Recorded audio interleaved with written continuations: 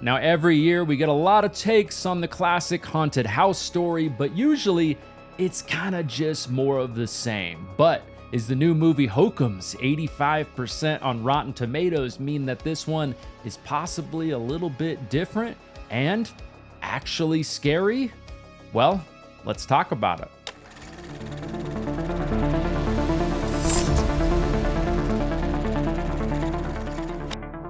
What is up, everyone? Welcome to Mad Blood. Now, first of all, let me know down in the comments down below what you think about Hokum. If you've seen it, would love to hear what you guys think. So, Hokum is directed by Damian McCarthy, a director that honestly immediately jumped onto my radar after Oddity in 2024, which ended up being my third favorite horror movie of that entire year. And I really do think if you enjoyed Oddity like I did, there's gonna be a lot in Hokum that I think will really resonate with you. And just a heads up, everybody, this entire video will be spoiler free, but let's not waste any more time. Let's really dig into my thoughts on the brand new supernatural horror movie called Hokum. All right, so I'm going to start off by giving you guys kind of a brief plot synopsis of this movie. So, when a famous, cynical, reclusive author retreats to a remote hotel in Ireland to spread his parents' ashes, he quickly realizes there is something else going on here. And as the disturbing circumstances and the terror unravels, he realizes that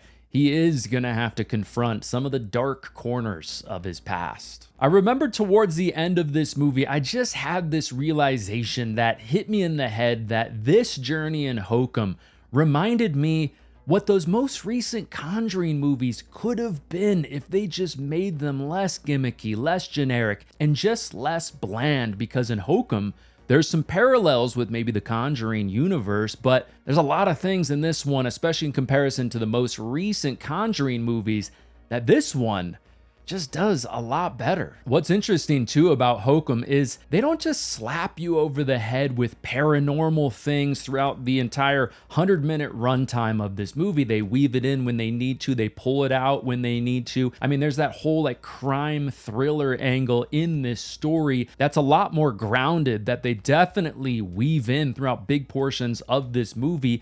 And it's one of those things where you don't have to have any belief in paranormal things for that part of the story to really work for you. And that's a storyline that you can 1000% believe could happen in a situation like this. And I will say too, I thought overall the editing in this one was really top notch. They cut away right when they needed to throughout the majority of this movie. We saw just enough, not too little, not too much. And you guys know what I'm talking about. There were so many effective scenes that just gave you a little flavor of what you're seeing, just enough to then make your imagination take that stuff and just run with it and take that entire scene to a different level. I just really thought that the way that this movie was cut brought this whole thing together pretty damn nicely. Now, of course, I've already mentioned that this is a horror movie, but I've also mentioned the crime thriller aspects also being a big part of this story. So a question you might ask is this movie actually scary? Do they really lean into those horror elements when those moments do come up?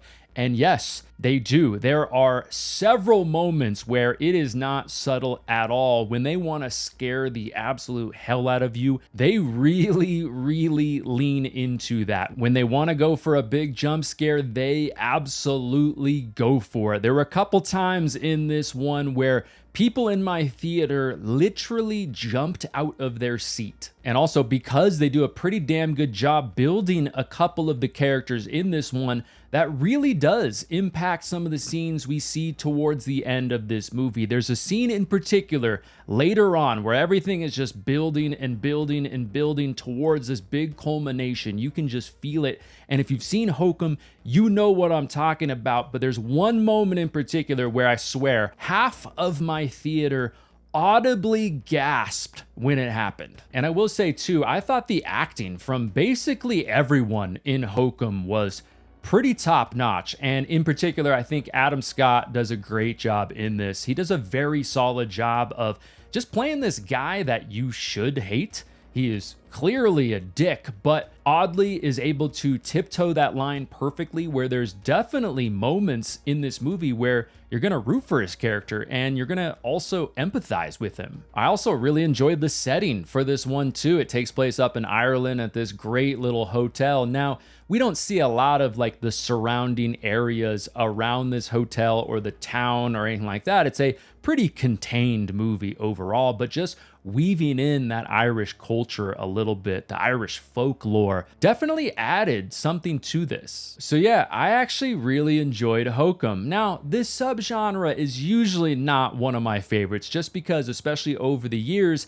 it's become so CGI infested, so gimmicky, and a lot of the movies, especially recently, have been pretty damn corny. But I feel like with this one in particular, making a huge part of this movie this believable whodunit crime thriller, but with all the witch hauntings as well and the supernatural stuff also woven in there, I thought it really worked for me. And I remember last night leaving the theater and walking out to my car, which was in like this very dark parking garage, and I genuinely felt creeped out. You know, one of those feelings where you feel like you need to look over your shoulder, you need to check the back seat. You guys know what I'm talking about. But for me, that's pretty rare nowadays. But I think if you're looking to see a well-acted, genuinely scary movie with a great setting, and really just looking to have a creepy, scary journey that's also fun and interesting at the same time, yeah, I would definitely recommend seeing Hokum, especially in kind of a group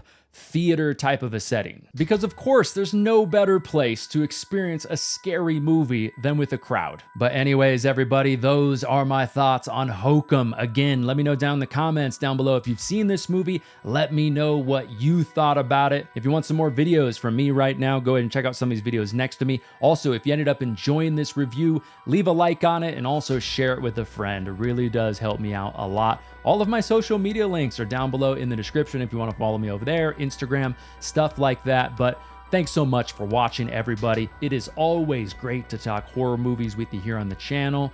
We are eating good this May and just this summer. There's a lot of good horror movies coming, so be prepared. We are going to talk about all that stuff on this channel, and it's going to be a damn good time.